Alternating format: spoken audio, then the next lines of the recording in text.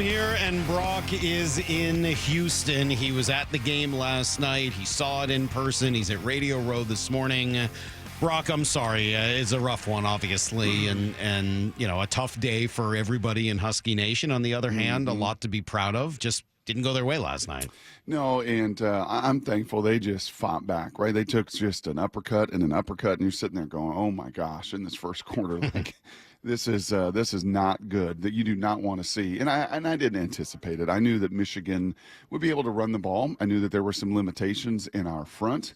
And, they took a beating in that first quarter, and then they responded, Salk. And, you know, if we would have ended the show yesterday, I told you a couple things. You got to score in the red zone. And they did one time, but they just could not get down there consistently, and B, settled for a field goal. But if you would have told me that Michigan was going to be 1 for 10 on third down, when I left this table yesterday and you said, hey, I'll tell you one stat, Michigan's going to be 1 for 10 on third down tonight, I would say the Huskies are going to win. Great. You know, you're going to get them off the field 1 for 10 on third down. That defense going to rise up like they always seem to do this season and make that critical play at the critical moment. But that was not enough. When they got old Michigan puckered a little bit in that third quarter, when it got a little tight, when the Husky purple just started to rise to the occasion and the other guys got a little bit quiet and the pressure was starting to mount on them and the momentum turned, you just didn't capitalize. You didn't capitalize because equally, if they were 1 for 10, you were 2 for 14 on third down. So you may have slowed them down. But unfortunately, they did the same to you, and you just didn't make those plays in that third quarter. When that game got tight and you had your opportunities, they just could not make that game-changing play. What was the biggest reason Michigan won? Just their physical presence. I mean, this sounds crazy, but in person, they're more physical than the Seahawks defense. There's no. It's funny you said that. At 6 o'clock, I was saying say if I could take one thing off that Michigan team, it sure wouldn't be J.J. McCarthy. It would be a team that took every available opportunity to hit you as hard as they could. I mean, their middle linebacker is 6'3", 250, and he runs and hits. The other one's Barrett's about 6 foot 230. Jordan Brooks, you know, I mean, it's like Jordan Brooks and Bobby Wagner, and Bobby in his prime, like just running and hitting. How about that? The guy who ended up with the pick late, number 0, who from Everett, Mass, by the way. How about that guy? He came up and whacked you as hard as he could every time. And like, how about number 99? Yeah. That dude's gigantic. Cam Goody. Oh, my gosh. How about a 6'4", 220-pound safety that in person wasn't quite Cam Chancellor, but pretty damn close. Yeah, I mean, just over and over. How about a corner, you know, that in Will Harris or Will Smith that's, you know, an All-American, could be a first-round pick that just hits you and hits you and hits you. Yeah, and they were more physical than the Seahawks defense. And I know that's awful to say, and I'm sure there's people not going to be very happy about that. Really? And obviously Leonard Williams and you know, Jaron Reed and Mafia, these guys are pros. They're better players. But as far as just a physical, I'm going to put my face in the fan and I'm going to get you down on the ground.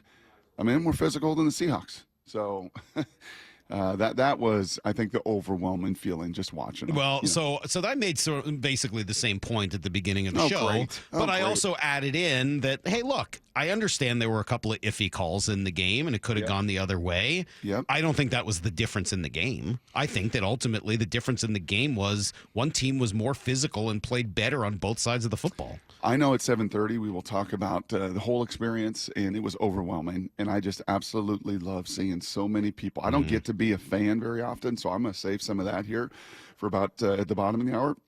But I'm just going to say, golly, it's hard. I have a hard time watching them in person because I don't get to see everything you're talking about.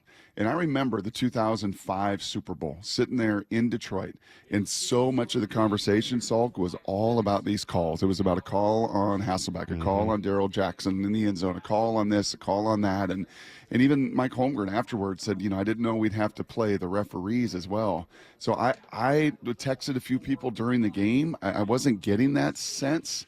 Though that holding call was a pretty darn significant one. It was significant. There's that no was doubt. A significant one. Yep. And if you didn't call it all day on them, right? And there's all sorts of snapshots. You got some tweets, I got some tweets, all sorts of snapshots. I think it was a bad call. Just let me start by saying that straight up. That's a bad call. The ref missed it. On the other hand, not on the other hand, in addition to that, I see why he called it.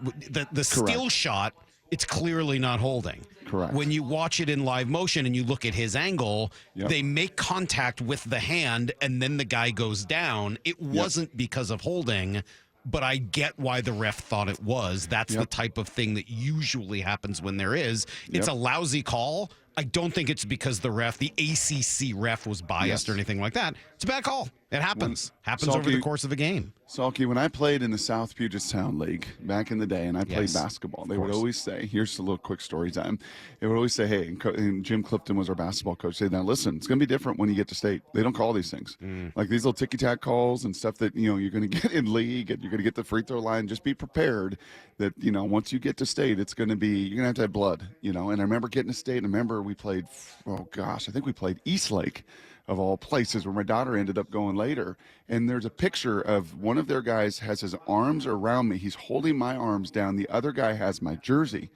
And, and there was no foul. And I just kept looking at the refs like, are you serious? And it's like, go play. At this stage, we're not going to try to be the story. And I think both teams had 5 penalties last night. Obviously, that one was just devastating because you finally hit them. You finally got an explosive play on that one. But no, man, Michigan was just, they're a bunch of grown-ups. It's a decade-old culture. Jim Harbaugh has won everywhere he has been. He has developed bigger, stronger, faster. They rotated 8 defensive linemen. The offensive line just, overwhelmed. And then Michael just took a beating. He took a beating like he did not take all season long. Oregon couldn't hit him like that. Texas couldn't hit him like that. ASU kind of did in a rainy, stormy. They did a little more with blitz. This was a lot more with just very grown, developed men that had a whole lot of presence in that game last night.